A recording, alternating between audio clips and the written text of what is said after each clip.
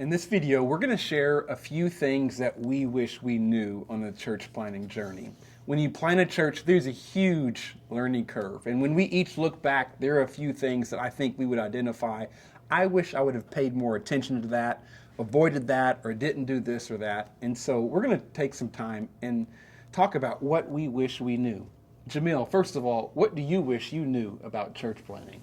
Yeah, I think the biggest thing that I wish I knew is that, some of my areas of strength can also be my biggest blind spots. Yeah.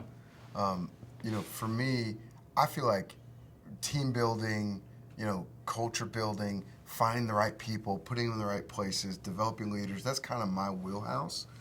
But it's also an area of a blind spot where I can see potential in people. And so I can have a blind spot where I can elevate somebody too fast. And early on in our church, I would see talented people, people with gifting, and maybe not evaluate character, things like that. And I'm just all about, hey, let's go, let's get you in leadership, and let's do this and do that. And the reality is sometimes there's a blind spot, and I had to step back and I wish somebody would have told me, hey, make sure that you get some other eyes on some of these things. Make sure you get some additional input, because even though your gut on certain things can bode well in certain areas, you can also be really wrong. Yeah. And I wish I would have included more feedback in some of my decision making around, just team and everybody we had was really good people. But I just feel like sometimes I had a blind spot on who to put where and when. And that's probably the thing I wish I would have known. It's a lot easier to ask somebody into a position than it is to ask them out of one. Exactly. And that creates a lot of conflict if you're not sure. Certainly.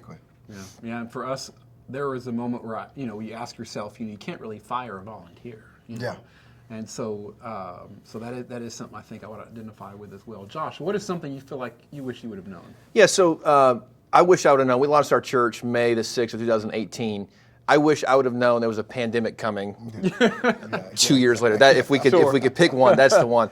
But I think what the pandemic did really was help solidify another thing that I wish I knew. And I wish I knew as a church planter that you make all the plans, right? We understand that. We plan. You're visionary. You're a leader. You've got the vision for your church and your house, and you're trying to get it all figured out.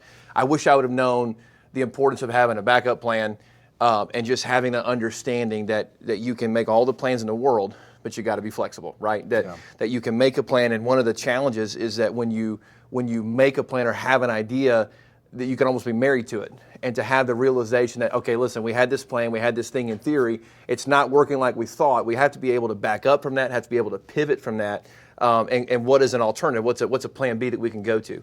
And for example, we started, one of the things we did quickly, probably too quickly in hindsight, was we felt this strong need. We've got to have small groups.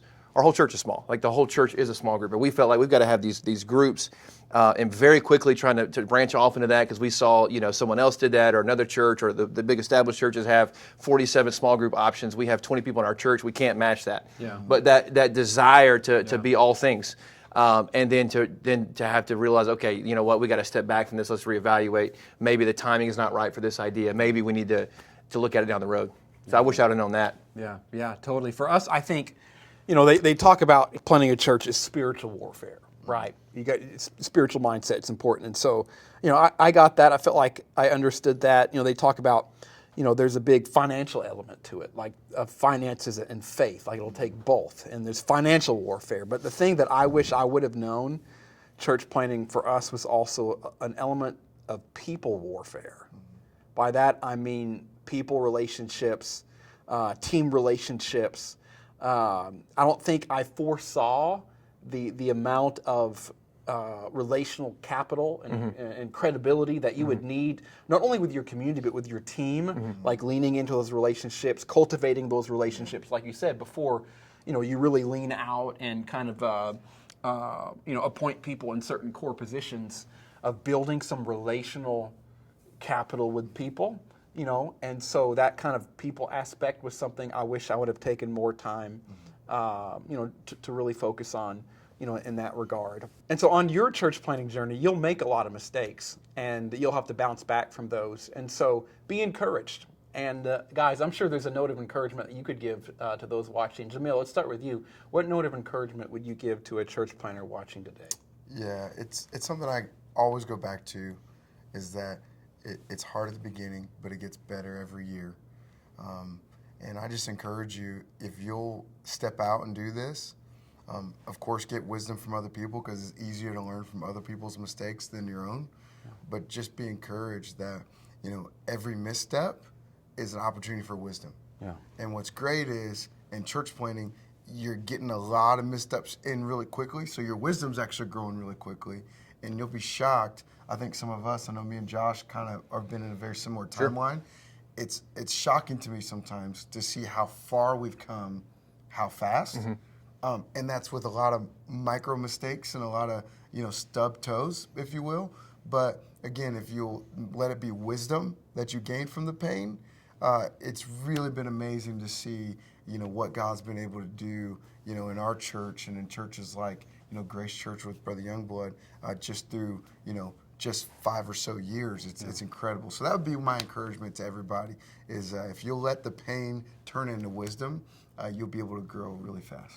Yeah, and I would tell you too, as far as making the plans, it's amazing in my experience that sometimes it is the backup plan that turns out to be this idea that connects. It's what you thought was, man, we're just making do because our plan A didn't work out. Sometimes plan D, plan E, way down we have 26 letters in the alphabet. As you move down these options and you find the variables, it's amazing how sometimes it's what you didn't think initially really turns out to be something that's incredible for your church. And so I would encourage you, don't be afraid if your first plan doesn't work out, your second plan looks like it's struggling.